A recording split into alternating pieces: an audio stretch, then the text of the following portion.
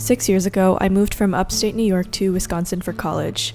At the time, I wanted to move somewhere far away to escape the unstable and stressful environment at home. Even though I've never visited Wisconsin in my life and had only seen it on Google Images, Madison, Wisconsin felt like a safe place for me to build a new life at my own pace. During my 6 years in Madison, I've done some therapy, met a lot of cool friends, found new hobbies, started this YouTube channel, and I found my life's partner. Now I've reached a place where I feel stable and have healed enough to a point where I'm ready to move and try something new, which will be New York City. One of the main reasons I wanted to move to New York City was for those big city amenities. I want to be able to go to different clothing stores, furniture stores, fun events in town with that hustle and bustle feel. And low-key, I kind of miss eating Fujianese food. If you didn't know this, I'm Fujianese and I grew up eating this food. It's kind of hard to find Fujianese food elsewhere because a lot of the Fujianese immigrants settled in Chinatown and New York City. But also, New York City has a lot of creative energy in the air, and I would like to catch the creative cooties that everyone else is putting into the air. Lastly, New York City is one of the most walkable cities in America with very reliable public transportation. It was really important for me to be able to go anywhere without needing a car. So for my moving company, I ended up going with Piece of Cake Moving because I saw a lot of other YouTubers recommending them. No one told me this, but not all moving companies will give you an exact moving date. I was given a moving window between July 20th and 30th, which was annoying because I wouldn't be able to buy my plane ticket until I knew the exact day they were coming. My move ended up costing a pretty penny. In total, it will cost $2,200 for about 300 cubic feet of items. This week I'm selling my furniture on Facebook Marketplace. I always forget how fun it is to sell things online. Like, I feel really satisfied when an item gets sold. My favorite part is definitely staging the furniture. I get to feel like a little photographer. I think it's so fun. I really didn't think any of my furniture would sell, but surprisingly, all of my furniture sold within like a few weeks. Like, stop. I felt kind of flattered, like I have good taste or something. Which I do. I sold my dresser for $200, my couch for $300, my bookshelf for $100, my lamp for $50, my rugs for $75 each, and altogether I made back around $800. So next, I decided to take a crack at selling clothes online again. I quickly learned that selling clothes is a lot more difficult than selling furniture. It just moved a lot slower and I barely made any money on it. If you're curious, I ended up selling my Reformation dress and a couple of other things.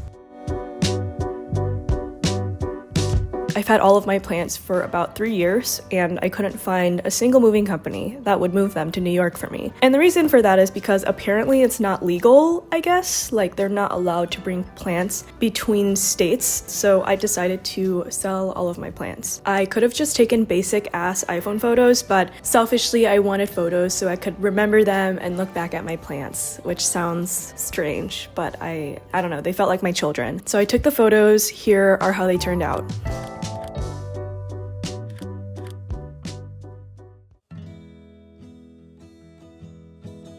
I just loaded my plant on the cart.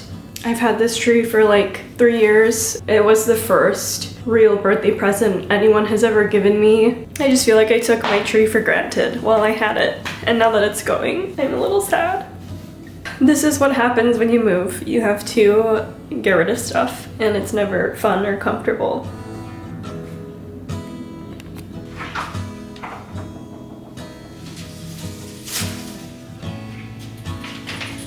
I just got back from giving the guy my plants. He was really nice and seems to know how to take care of plants, so I'm glad it's him and not someone else.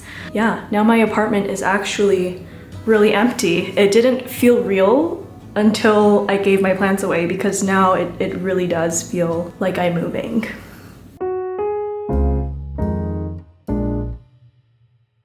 At a certain point, I started to feel a little guilty about how much stuff I was getting rid of and how much money I was probably losing. This might seem so obvious to literally anyone, but when you buy furniture or clothes or anything, it just depreciates in value like a lot. The only exception to this were my plants, which appreciated in value because plants grow, so they're worth more over time. I feel like I tend to buy things when I'm stressed or when I'm trying to solve a problem. This move has taught me 3 very important lessons. 1, that I should try buying things secondhand where I can. The second lesson is that before I buy something new, I should try to find something I already have that can achieve the same purpose. The third lesson is that not everything can be measured in dollars. Even though I lost a lot of money on my couch, I got the couch originally for like $900, I sold it for $300. The value that I got out of it from the 3 years that I had it, just sitting on it, taking naps on it, hanging out with friends on it, cannot be measured in dollars. And that just makes me feel a little better about the fact that I sold my couch for $300.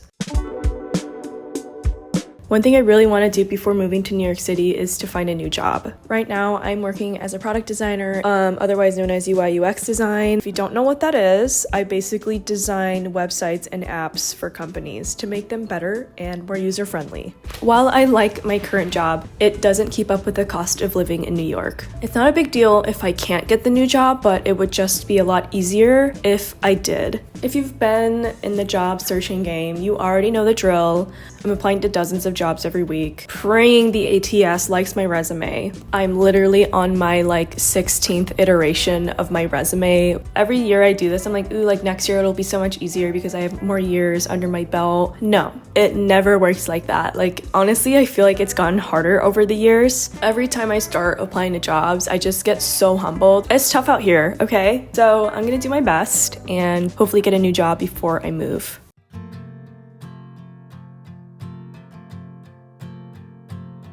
Not gonna lie, I woke up feeling like shit today.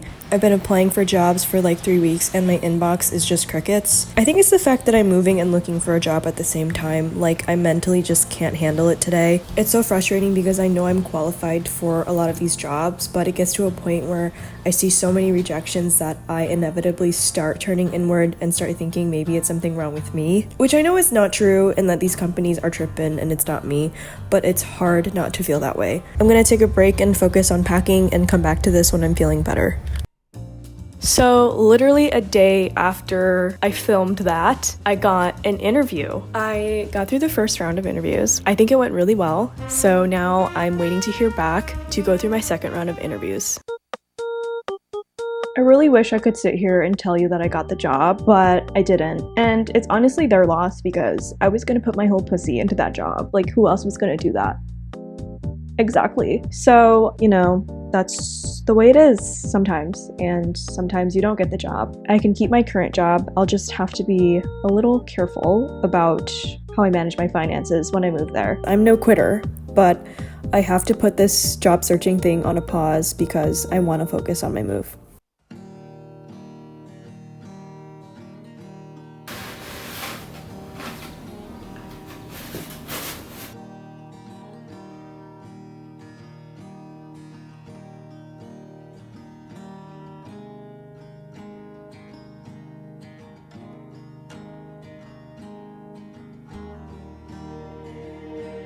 I'm getting a little sad that I'm moving. It's always moments like these where the nature is really beautiful. I was going to say that I took this place for granted, but I kind of didn't. I, for the most part, really appreciated Wisconsin and my life here. Not only because of how naturey and beautiful it is, but also because the rent here was somewhat cheap and everything was affordable, and I know that in New York City that will be very different. I think the thing that I'm going to miss the most is my apartment because it's the first place in my life that truly felt like home. Before this apartment, I've always shared a room. I've never had a room to myself. This was the first place I've lived in that truly felt like mine. The next day, I learned that the movers are coming, so it was time to buy the plane ticket. Buying a plane ticket feels way too deep. It shouldn't feel like this big of a deal. Once I bought it, it really set in that, wow, I'm literally going on a plane and leaving.